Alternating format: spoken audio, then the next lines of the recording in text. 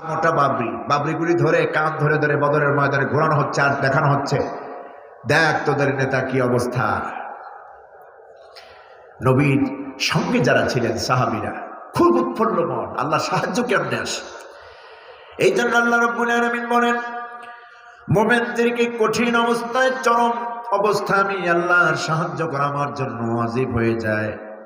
تتنزل عليهم الملائكة ألا تخافوا ولا تحزنوا وأبشروا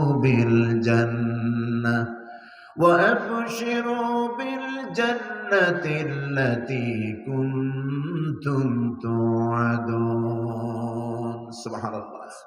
যদিও বদরের ময়দানের প্রেক্ষাপট বাংলাদেশে হয় নাই, কিন্তু ইসলামী আন্দোলন করতে গিয়ে কালেমার ঝান্ডা হাতে নিয়ে ময়দানে থাকার কারণে অনেক দিনের মুজাহিদকে জীবন দিতে হয়েছে বাংলার জমিনে, ঠিক না? আপনারা আমার কথা বুঝতেছেন না? কষ্ট হচ্ছে? একটু পরে মোনাজাত দিয়ে দেব। অনেক দিনের মুজাহিদকে জীবন দিতে হয়েছে, টাটকা জীবনগুলি দিয়েছে, মিথ্যা মামলা দিয়ে তাদেরকে ফাঁসি দেওয়া হয়েছে। তারা কিন্তু জীবনের পরোয়া করেন নাই। করেছেন কি না? কারণ তারা বিশ্বাস করে শহীদের মৌত এপারে দুনিয়া, ওপারে আল্লাহর জান্নাত, ওপারে আল্লাহর জান্নাত। দেখুন, আমি আরো 4-5 বছর আগে কক্সবাজার পেকো একটা মাহফিলে গেলাম। সেখানে একটি মাহফিলে বয়ান করব। বয়ানের আগে মাহফিল কমিটি আমাকে বললেন, হুজুর চলুন এক তরুণ যুবক শহীদের লাশের কবর আমরা জিয়ারত করি। তো আমার খুব আগ্রহ বাড়লো যে শহীদ তরুণ বয়স, অল্প বয়স। জিজ্ঞেস করলাম কি অবস্থা, কি নাম, পরিচয় কি, কিভাবে হলো? তো ওনারা বললেন যে 2013 সালে 28 ফেব্রুয়ারি যখন আল্লামা সাঈদী রহমতুল্লাহ আলাইহি তথাকথিত ট্রাইব্যুনালের মাধ্যমে মিথ্যা মামলায় ফাঁসির রায় দেওয়া হলো, সারা বাংলাদেশে 1.5 শতাধিক, প্রায় 200-র মতো দ্বীনের মুজাহিদরা আল্লাহর বান্দার জন্য, ইসলামের জন্য জীবন দিয়েছেন। তার মধ্যে এই পেকুয়ায় এই ছেলেগুলি, একটি ছেলে কেবলমাত্র ওই বছর দাখিল পরীক্ষা দিত, এসএসসি পরীক্ষা। পুলিশের গুলিতে বুকটা ঝাঁঝরা হয়ে গিয়েছে। আমি যখন কবরের পাশে গেলাম, তৃপ্তিটা এমন হইল, আর মনের মধ্যে আগে আসলো যে আল্লাহ কি ভাগ্য, কি নসিব, মাত্র দাখিলে পড়ে, মেট্রিকে পড়ে, শহীদ হয়ে কবরে শুয়ে আছে। ওর জায়গায় যদি আমার মতো কেউ থাকতাম, কি ভাগ্য নিয়ে তোমার বান্দা দুনিয়া থেকে বিদায় হয়েছে। ওই ছেলেটা তো বিয়ে করতে পারলো না, সংসার করতে পারলো না। আল্লাহ পাক বলছেন, ইসলামের মুজাহিদদের, দ্বীনের মুজাহিদদের তো কোনো ক্ষতি নাই, কোনো লোকসান নাই। দ্বীনের মুজাহিদরা দুনিয়ায় যদি কিছু নাও পায়, আখিরাতের জন্য পূর্ণ প্রতিদান আল্লাহ রেখে দিয়েছেন। আল্লাহ বলছেন, দ্বীনের মুজাহাদা করো, ইসলামের ঝান্ডা হাতে নিয়ে চলো, বাতিলের বিপক্ষে হুক্কার দাও, ময়দানে থাকো, টুটভাবে থাকো, নিজের মধ্যে নড়াচড়া করো না। যতক্ষণ না আল্লাহর জমিনে দ্বীন কায়েম হচ্ছে, কোরআনের ময়দানে কালেমার ঝান্ডা নিয়ে অটুট থাকো। নির্দেশ কার? যদি তুমি এই দুনিয়াতে আল্লাহর দ্বীন যদি কায়েম নাও করতে পারো, যদি প্রয়োজনে তোমাকে জীবনটা দিয়ে দিতে হয়, শহীদ হতে হয়, তাহলে শহীদ হওয়ার পর তোমার জন্য যে জায়গাটা রেখেছি, শোনো, অন্তত এই সুসংবাদ গ্রহণ করো, وأبشروا بالجنة التي كنتم توعدون। দিন শেষে অন্তত ওই জান্নাতটার সুসংবাদ গ্রহণ করো, যেই জান্নাতের ওয়াদা আমি আল্লাহ তোমাদেরকে দিয়েছি। আর ওই জান্নাতে তোমরা যা চাইবে সেখানে তোমরা তাই পাবে। ওয়ালাকুম ফিহা মা তাশতাহি আনফুসুকুম ওয়ালাকুম ফিহা মা তাদদাউন। সেখানে তোমরা যা চাইবে তাই দেওয়া হবে, যা আবদার করবে তাই পূরণ করা হবে। এই আয়াতের ব্যাখ্যা এসেছে, একটা হলো চাওয়া আর একটা হলো আবদার, দুটা ভিন্ন জিনিস। যারা শহীদ হন আল্লাহর জন্য, জীবনে বিবাহ শাদী করেন নাই, অনেকে মায়ের কোল খালি করে চলে আসেন, জান্নাতের মধ্যে আল্লাহর কাছে তারা আবদার করবেন। ওই শহীদেরা বলবে, রব্বুল আলামিন, দুনিয়া থেকে বিদায় হয়েছি, তোমার দিন জমিনে কায়েমের জন্য, ইসলামী হুকুমত এই জমিনে কায়েমের জন্য জীবনটা দিয়েছি, অল্প বয়সে শহীদ হয়েছি। মায়ের কাছে থাকতে পারি নাই, বাবার কাছে থাকতে পারি নাই, বিবাহ করার সুযোগ হয় নাই। রব্বুল আলামিন এই জান্নাতে শুধু আমি একা থাকবো না, আমার স্ত্রী, আমার সন্তান, আমার মা, আমার বাবা, আমার ভাই বোন কই ওদেরকে নিয়ে আসো, সবাইকে সঙ্গে নিয়ে জান্নাতে থাকবো। ওয়ালাকুম ফিহা মা তাদউন। আয়াতের শেষ অংশে আল্লাহ বললেন এই সব আবদারগুলি জান্নাতে তাদের পূরণ করা হবে। কোন সুবহানাল্লাহ। জান্নাতে তো অনেক ধরনের নিয়ামত থাকবে, ঝুলন্ত থাকবে ফল, ফল আর ফল। এক একটা ফল দূরের থেকে দেখা যাবে। জান্নাতীরা যে ফলটা পছন্দ করবে, আহারে ওইটা যদি খেতে পারতাম। ওই ফলের কাছে গিয়ে আর টুক্কা দিয়ে লাঠি দিয়ে পারা লাগবে না। জান্নাতি বান্দারা চেয়ারে বসে থাকবে না সঙ্গে, শুধু ইচ্ছা করবে অমনি করে আল্লাহর কুদরতি নিজামে ফল বান্দার মুখের কাছে চলে আসবে। হাদিস শরীফের মধ্যে আছে জান্নাতি একটা ফল কোন বান্দা যখন মুখের ভিতরে নিবে, জান্নাতি ফল যখন কোন মুমিন বান্দা খাবে, মুখের মধ্যে নেওয়ার সঙ্গে সঙ্গে এক কিসিমের ঘ্রাণ আর স্বাদ নয়, মিনিমাম 70 রকমের ঘ্রাণ আর স্বাদ বেরিয়ে আসবে। আমরা তো কি খাই পৃথিবীতে ফল, তার মধ্যে তো আপনার মেডিসিন দেওয়া, ঔষধ দেওয়া। জান্নাতের মধ্যে শুধু ফল না, অসংখ্য ফলের বাগান থাকবে। সূরা ইয়াসিন আল্লাহ রাব্বুল আলামিন বলেন লাহুম ফিহা ফাকিহাতুন ওয়া লাহুম মা ইয়াদউন। সেখানে থাকবে অসংখ্য ফলের বাগান। কোন সুবহানাল্লাহ। মুমিনদের জন্য সুতরাং সাহায্য আসবে আল্লাহর পক্ষ থেকে মুমিনদের জন্য। কঠিন থেকে কঠিন মুসিবতে, বিপদে, দিন কায়েমের আন্দোলনে, যতক্ষণ আল্লাহর দিনটা জমিনে কায়েম হচ্ছে, সাহাবায়ে কেরাম যেমন ময়দান থেকে ছেড়ে যান নাই, আমরাও ছাড়তে চাই না। ঠিক কিনা? আমরা রাসূলকে ভালোবাসবো, দিন পালন করব সাহাবায়ে কেরামের নমুনায়। ঠিক না? রাসূলের ভালোবাসা হবে সাহাবায়ে কেরামদের মতো। রাসূলের প্রতি মহব্বত, ভালোবাসা, প্রেম এগুলি সাহাবায়ে কেরামদের মতো হবে। আজকে বাংলাদেশে দেখুন অনেক ভণ্ড আশিকে রসুল আছে, বগুড়া আছে কিনা আমি জানি না। আশিকে রসুল লেখে দেওয়ালের মধ্যে মধ্যে, আশিকে রসুল যাই দেখেন নামাজ পড়ে না, পর্দা নাই, রাত 12টার পরে সমানে গাজায় টান দেয়, শিরক করে। আছেন এরকম?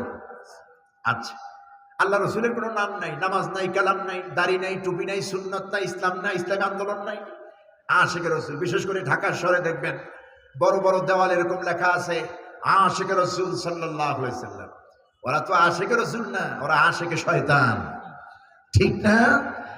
যেখানে নামাজ কালাম নাই, আল্লাহ পরকালের শিক্ষা নাই, ভয় নাই, ওটা আশিকে রাসূল হয় না। আশিকে রাসূল তো ছিল আমার নবীর সাহাবীরা, জীবন দিয়েছে যারা নবীর জন্য জীবন দিয়েছে।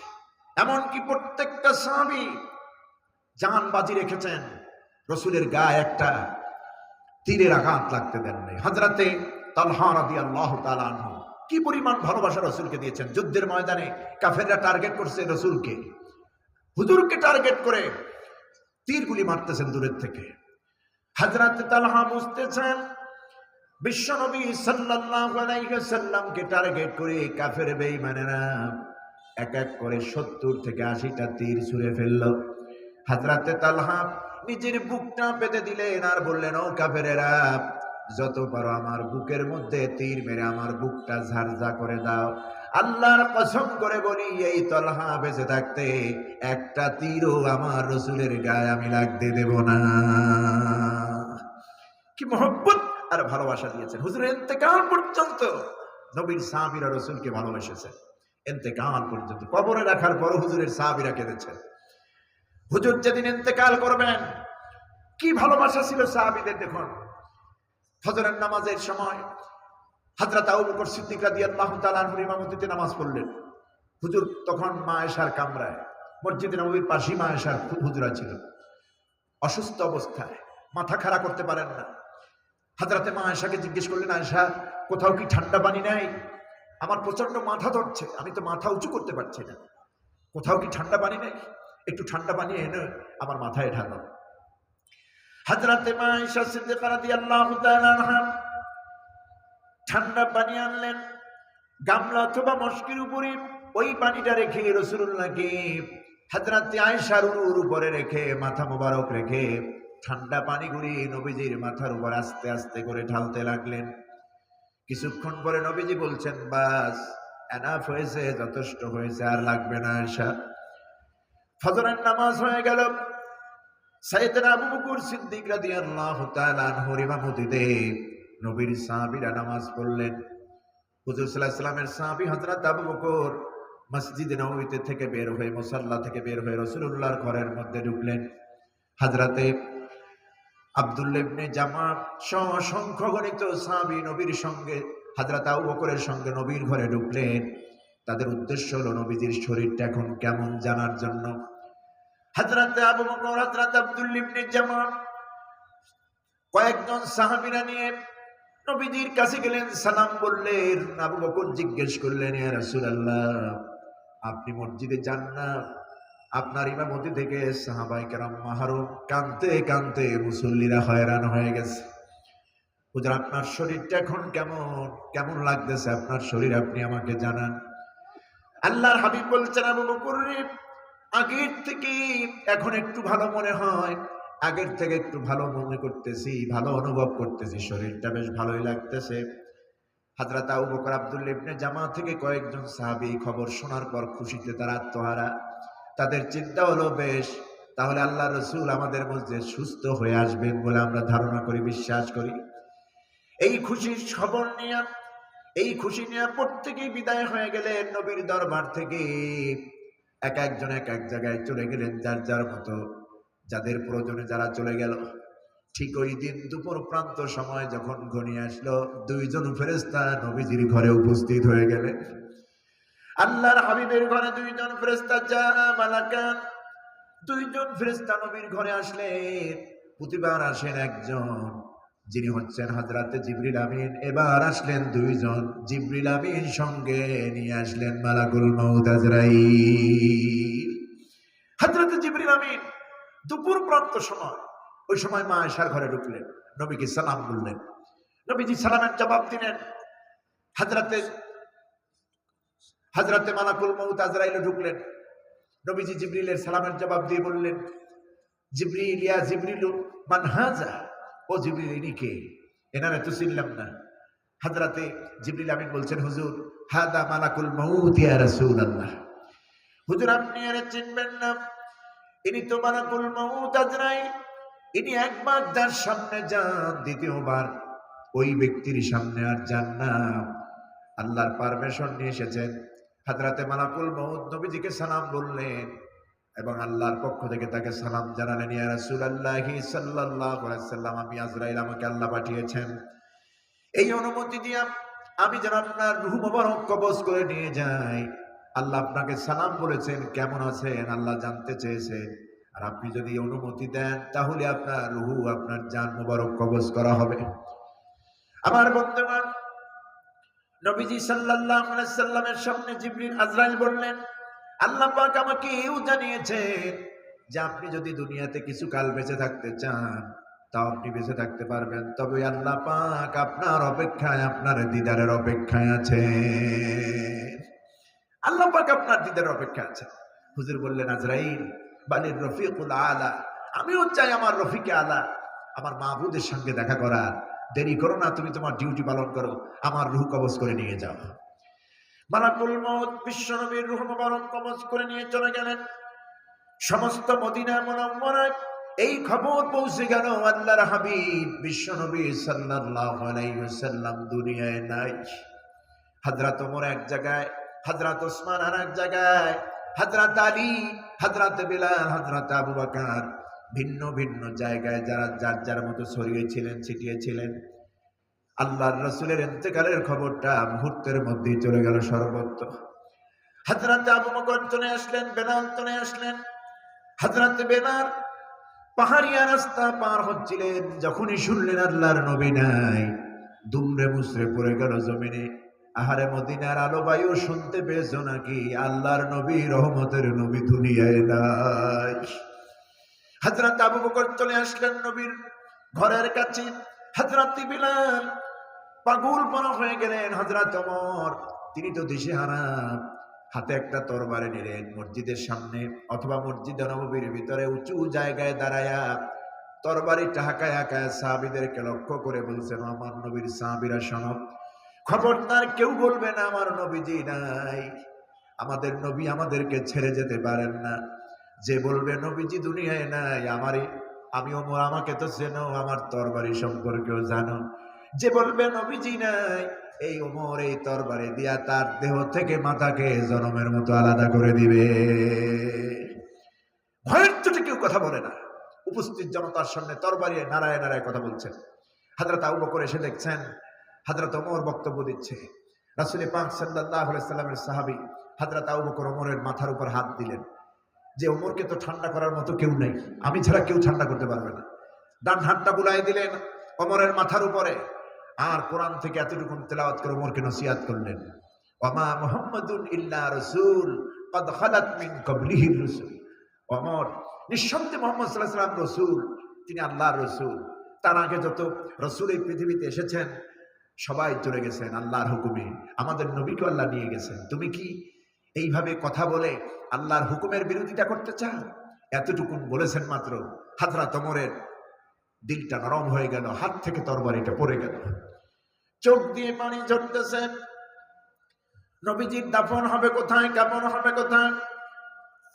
অনেক ইখতিলাফ তৈরি হলো, কেউ বলতেছেন অমুক জায়গায়, কেউ বলতেছেন অমুক জায়গায়। খেলাফতের একটা বিষয় ছিল, ইন্তেকাল করলেন সোমবার, দাফন হলো বুধবার। এই লং টাইম রাসূলকে রাখা হলো মা আয়েশার ঘরে, যেখানে এখন নবীর রওজা থাক, ওখানে হুজুরের ঘরটা ছিল।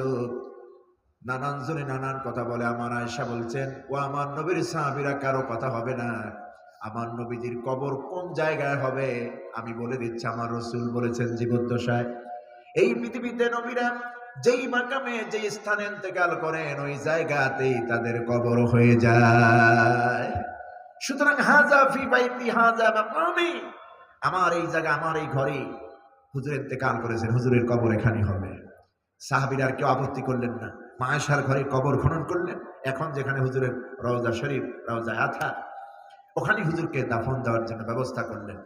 কবরে নামলেন দুইজন সাহাবী, সাইয়েদনা আবু বকর মাথার কাছে, হযরত ওমর পায়ের কাছে নেমে গেলেন, হুজুরকে নামায় দিলেন। উপস্থিত সাহাবীরা চতুর্দিকে দাঁড়ানো। হযরত আবু বকর রাসূলকে শোয়ায় দিয়া এরপরে ওখান থেকে উঠে আসবেন, ওখান থেকে উঠে আসবেন কবর থেকে। আবু বকরের ধারণা হলো উঠেই তো যাব, রহমতের নবী আর তো দেখতে পাবো না, জীবনের শেষ দেখাটা একটু দেখে নেই। হুজুরের মাথার কাছে বসলেন, মাথার মুষ্টিটা খুললেন, দেখতেছেন আল্লাহর হাবিব বিশ্বনবী সাল্লাল্লাহু আলাইহি সাল্লাম বেহেশতে ঘুমায়ে গেছেন। হযরত আবু বকর নুয়ে গেলেন, আল্লাহর হাবিব সাল্লাল্লাহু আলাইহি সাল্লামের কপাল মোবারকে চুমু খেলেন আর বললেন, ইয়া রাসূলুল্লাহ সাল্লাল্লাহু আলাইহি ওয়াসাল্লাম, আপনি বিদায় হলেন, আমাদেরকে এতিম সাগরে ভাসায় দিলেন, জান্নাতি ঘুমায় গেলেন, আমরা বড় এতিম হয়ে গেলাম, কাকে দেখবো, কার চেহারার দিকে তাকাবো? কেউ যদি আমাদেরকে গালি দিত, কষ্ট দিয়ে কথা বলতো, নবী আপনার কাছে আসলি কলিজা থেকে সমস্ত কষ্ট বেদনা আমাদের দূর হয়ে যেত। হুজুর আপনি জান্নাতে ঘুমায় গেলেন, আমরা এতিম সাগরে ভাসান দিয়ে রইলাম। হযরত ওমর রাদিয়াল্লাহু তাআলা পায়ের কাছে বসলেন। হযরত ওমর নবীজির পা মোবারক দুটি বুকের সঙ্গে আগলে ধরলেন। উপস্থিত সাহাবীদেরকে লক্ষ্য করে বলছেন, ও আমার নবীর সাহাবীরা, কেউ আমার পা দুটি, আমার নবীর পা দুটি আমাকে ছাড়তে বলো না, আমি আমার রাসূল থেকে থাকতে পারবো না, আমার রাসূলকে রেখে যেতে পারবো না, কারণ আমি আমার জীবনের চাইতেও আমার নবীর ভালোবাসি বেশি, আমার নবীকে ভালোবাসি বেশি, আমি আমার রাসূল থেকে ছাড়া থাকতে পারবো না। হযরত ওমর কাঁদতেছেন। হযরত ওমর বলতেছেন, আমি ছিলাম জাহান্নামের আসামি, সেখান থেকে আমাকে জান্নাতের মেহমান বানিয়েছেন আমার রাসূল। হযরত মুগীরা বলতেছেন, আল্লাহ ক্বাদ রাআইতু মাদফুনান নবী সাল্লাল্লাহু আলাইহি সাল্লাম, আমি নিজ চোখে দেখেছি নবীজির দাফনের কাজ। সাহাবী আবু বকর কাঁদে মাথার কাছে, ওমর কাঁদে পায়ের কাছে, উপস্থিত সাহাবীরা বিভিন্ন জায়গায় দাঁড়ায় দাঁড়ায় কাঁদে। হঠাৎ চেয়ে দেখি রাসূলুল্লাহর চোখের কোণা দিয়ে পানি ঝরতেছে। নবীজি যেন জানাই দিচ্ছেন, আবু বকর, ওমর, ও আমার সাহাবীরা, কান্দিস না, তোদের কান্না আমার সহ্য হয় না। তোদেরকে সুসংবাদ দিয়ে যাই, তোদের ইন্তেকালের পরে আমার পাশেই তোরা ঘুমাইয়া থাকবি। সুবহানাল্লাহ। আছে না? রওজা আথায় নবীজির কবরের রওজা আথার পাশেই দুইজন সাহাবী, স্বর্ণের অক্ষর দিয়ে লেখা আছে, হা হুনা সাইয়েদনা আবু বকর সিদ্দিক রাদিয়াল্লাহু তাআলা আনহু, পাশেই আরেকজন, হা হুনা ওমর ইবনুল খাত্তাব রাদিয়াল্লাহু তাআলা আনহু। কি ভালোবেসেছেন! ইন্তেকালের পর্যন্ত, কবর পর্যন্ত সাহাবায়ে কেরাম ভালোবাসার নজির দেখিয়েছেন, ঠিক কিনা? সুতরাং দেয়ালে দেখালে এক লিখলি আশিকে রাসূল হয় না। এদেশের প্রকৃত আশিকে রাসূল যাদের মধ্যে সুন্নাহ আছে, ইসলামী আন্দোলন আছে, ইসলামী আন্দোলনের প্রেরণা আছে, যারা নবীর জন্য জীবন দেয়। আপনারা দেখেছেন ভোলায় নবীকে কটূক্তি করার কারণে ভোলায় পুলিশের গুলিতে যুবক জীবন দিয়েছে। তোমরা কয়জন জীবন দিয়েছো? শুধুমাত্র লেখো, আর কিছু না, সব ভণ্ডামি ভিতরে, ঠিক না? আশিকে রাসূল তো নবীর সুন্নাহ, কোরআন সুন্নাহ অনুযায়ী চলবে, এরা হলো হক্কানি আশিকে রাসূল। আমার বন্ধুগণ, সুতরাং আমরা আল্লাহর প্রদত্ত, রসূল প্রদর্শিত জীবন ব্যবস্থা গ্রহণ করব। এটার মধ্যেই শান্তি, এটার মধ্যেই কল্যাণ, ঠিক না? আল্লাহ রাব্বুল আলামিন কবুল করুন, আমরা বলি আমিন। রাত্র অনেক গভীর হয়ে গেছে, আপনারা ধৈর্য ধরে এখনো যারা এই মাহফিলের ময়দানে বসে আছেন, আমি আপনাদের কৃতজ্ঞতা প্রকাশ করছি। আমরা সময় বাড়াচ্ছি না, মোনাজাতের দিকে যাব। মোনাজাতের আগে আপনাদেরকে একটু সুযোগ দেওয়া হচ্ছে। এত বড় তাফসীরুল কোরআন মাহফিল, অনেক খরচ, আপনারা কালেকশনের জন্য আপনারা দিয়েছেন হয়তোবা। শেষ পর্যায়ে আমি 2-3 মিনিট আপনাদের জন্য ছেড়ে দিলাম। হ্যাঁ, ছাত্ররা যদি থাকে, এই ব্যাগ কালেকশনটা যদি শুরুতে হতো, আলোচনার শুরুতে, ওইটা ভালো হতো। এখন তো কালেকশনের পরিবেশ নাই, রাত 1টা বেজে গেছে প্রায়, কিছু মানুষ চলে গিয়েছে। যাই হোক, ছাত্ররা যারা আছেন আপনারা একটু মেহরবানি করে ভিতরে ঢুকে পড়ুন। 100, 200, 500 টাকা, যার যে পক্ষে সম্ভব 50 টাকা, এই মাহফিলে, তাফসীরুল কোরআন মাহফিলে আপনারা শরীক হন আর মহব্বতে জিকির করুন, সুবহানাল্লাহ ওয়ালহামদুলিল্লাহ লা ইলাহা, সুবহানাল্লাহ